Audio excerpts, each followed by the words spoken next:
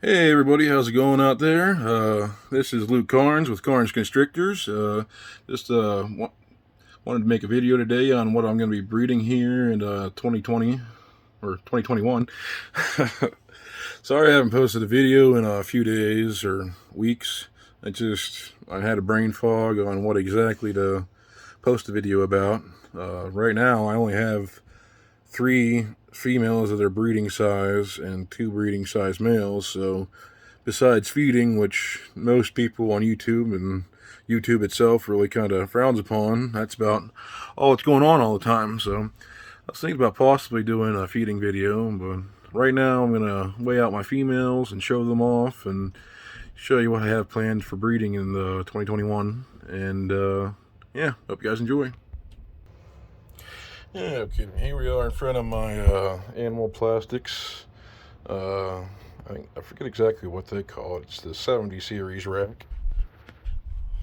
A lot of people like order the V70 or there's a few different kinds, but I got the Freedom Breeder. I like Freedom Breeder tubs.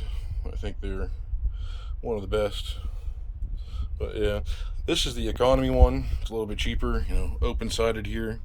I do wish I got the closed sided ones because right there's my thermostat. And I don't know, it's hard to keep in heat. When it's really cold, it's hard. But I mean, right here, my thermostat, see, it says it's, if I can focus it, yeah, 91 degrees at 0%. So it's maintaining heat.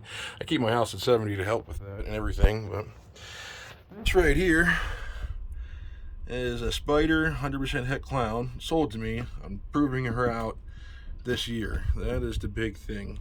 Lucy. I call her Lucy because spiders kind of, tilt their head a little bit to the left or right, and righty tighty, lefty loosey. So called her Lucy. She is actually one of my biggest females, and she actually almost be, and she's not ovulating, she's just big, but she is. Let's get her out and weigh her. Oh, don't you get hissy at me.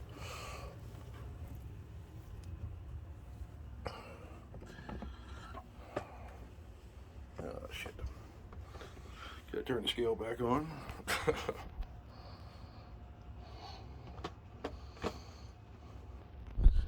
She is at 2,500 grams, 2,550 grams, 49 grams. Yep, plenty big enough. Can't wait until she's about 4 or 5,000 grams. Well, she might not ever get there. That's fine, but this is the V70 tub cup holder. I use the Cocoa Blocks.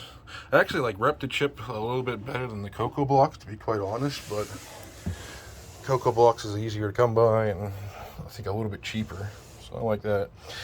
This right here is my banana female. She's a little bit on feeding edge. This is what I use right here. You got a snake that's, in feeding mode. It's just a tiny little hook I got from Midwest Hooks.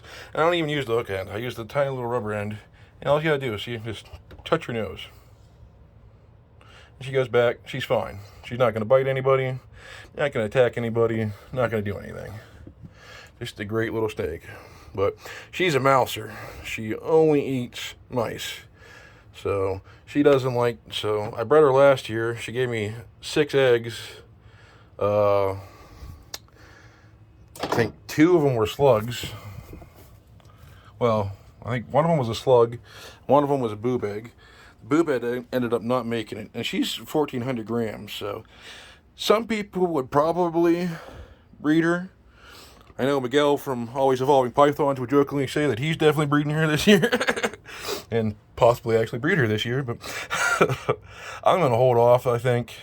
Maybe of another month or so, she puts on another 200 or 300 grams, but she was 1,600 grams last year when I bred her, so I don't want her to be below what I bred her at last year. So hopefully I can get her up to 1,800 grams, or if not, maybe not even breed her at all this year. Try to get her up to 2,000 or 2,500 grams for next year, and then I'll breed her next year. But since she's a mouser and she only eats mice, I try to give her 2 to 3 mice every week. Basically, however many she'll eat. You know, like she'll just put them. I just drop them in there. Same time I feed the other ones the rats, I put them in there and see how it goes. If she eats it, I'll give her another one. If she eats it, I'll give her another one, up until about 3 or 4, and then I'll stop. It's about the same size of a rat. But yep, she's my proven breeder. She bred last year, and she's a great little girl.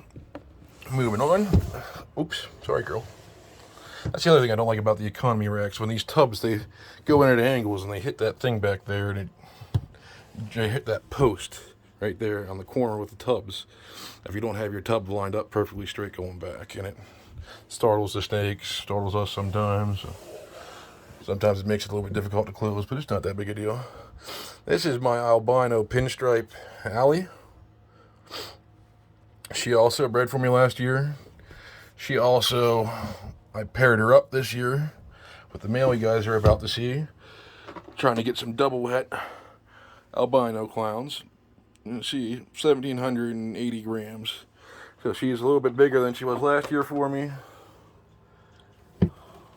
And that's the whole name of the game. She actually has a little bite from her rat there, unfortunately. That's the dangers of feeding live. In another week, you won't even see that there, and it's really not a huge deal, but some people freak out and don't like to feed live after that. I still do, because I'm planning on having a huge collection, and feeding frozen thawed is just not really applicable when you have a huge collection.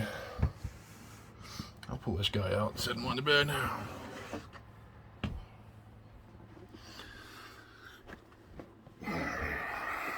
I keep a hide in here. He's smaller. I keep him in still the same 70 series tubs. I have other tubs upstairs I could keep them in, but he eats in here. He does mind it in here, and he's right next to my 3 females I'm breeding them to. So, or have any plans to breed them to, the 2 that I'm definitely breeding them to.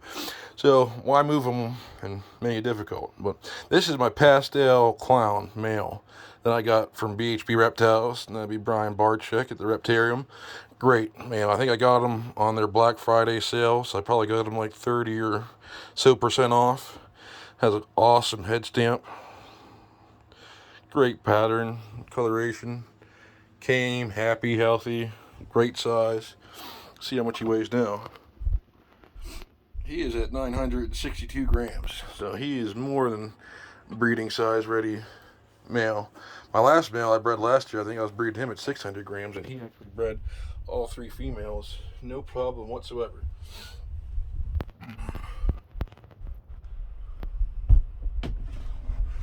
Sorry about the camera going off and not being on something all the time, but it's just me handling the snakes one-handed and the camera the other hand. But yeah, that's my male pastel clown, 1901.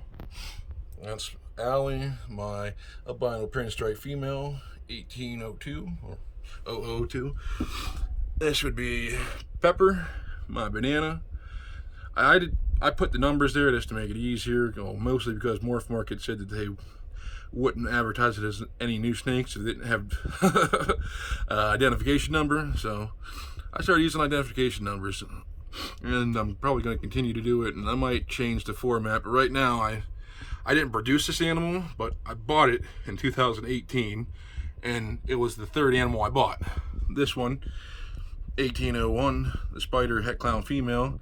She would be the first one I bought in 2018, and the albino was the second. I actually bought these 2 simultaneously, but I figured that was a good way to do it. And him, I bought 2019, actually late 2019. But yep, that's what I'm breeding this year. I'm hoping to get some clown spiders, pastel or bumblebee clowns, all kinds of different stuff, just regular clowns or spiders. I love them all. And then this one, obviously, I'll be going for the banana het clowns. Since she's a female banana, I would hope to get a female banana het clown. Would be awesome. And then eventually get banana clowns. And this, I get my albino pinstripe. I'm going to breed him to the clown. and they're will give me double het albino clowns. So they'll look like a normal snake, but when I breed them back to an albino or a clown or an albino clown, they will produce albinos, which is orange, like that, and clowns, which is, oh, he's hiding already, but you can see this little body sticking out there. Yeah, the male. Hope you guys enjoyed the video. I'm gonna go. I think I'm gonna go get some dinner, possibly. But don't forget to like, share, subscribe. Stay safe out there, and have a good one. Adios.